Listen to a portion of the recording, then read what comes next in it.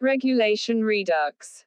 An environmental regulator can work only if governments see the value of nature. The Supreme Court's notice to the Center on a public interest plea to set up a national environmental regulator under the Environment Protection Act, 1986 revives an issue that successive governments have preferred to ignore, in spite of specific orders passed by the same court more than 9 years ago. There is no consensus on what a new regulator can achieve, since official policy privileges ease of doing business. The Draft Environmental Impact Assessment (EIA) Notification 2020, which seeks to advance that goal, makes no effort to disguise the desire to virtually eliminate civil society's role. It does not encourage the public to voice its views and report violations, while independent scrutiny of proposals is weakened. In fact, the EIA process, especially after the notification in 2006, has been heavily critiqued for conflicts of interest. The proponent of a project is responsible for producing the EIA report, while clearances under forest, wildlife, air and water quality laws are heavily weighted in favor of promoters.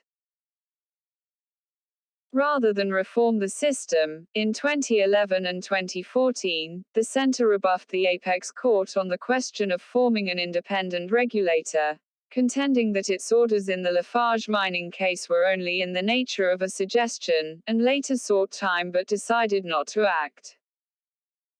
The current bill is forcing the government to come up with a fresh explanation on why it has been sitting on its hands all along.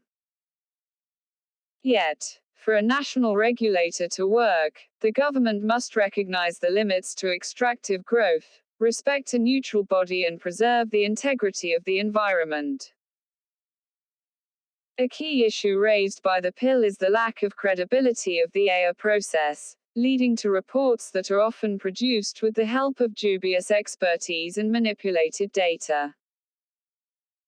In most cases, the proponents also ignore the views of communities that would be displaced, and are ill-equipped to assess the loss of biodiversity and ecosystem services such as clean air, water and farm productivity.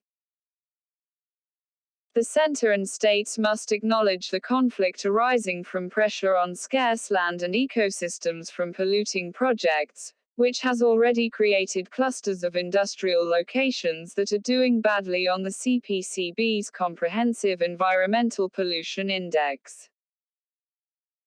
It is striking that this did not stop approvals for further polluting activity in some of these places, such as large coal-based power plants cleared in recent years in Kanpur, Cuddalore, and Angul in Odisha.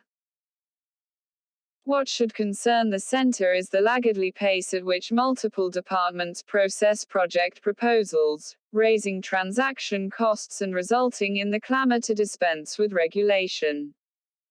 The remedies lie in administrative reform. It is eminently feasible, for instance, to produce a whitelist of lands for industry, reclaiming polluted areas. What India cannot afford to do is further degrade its forests, rivers, wetlands and air, whose health is vital for its large population.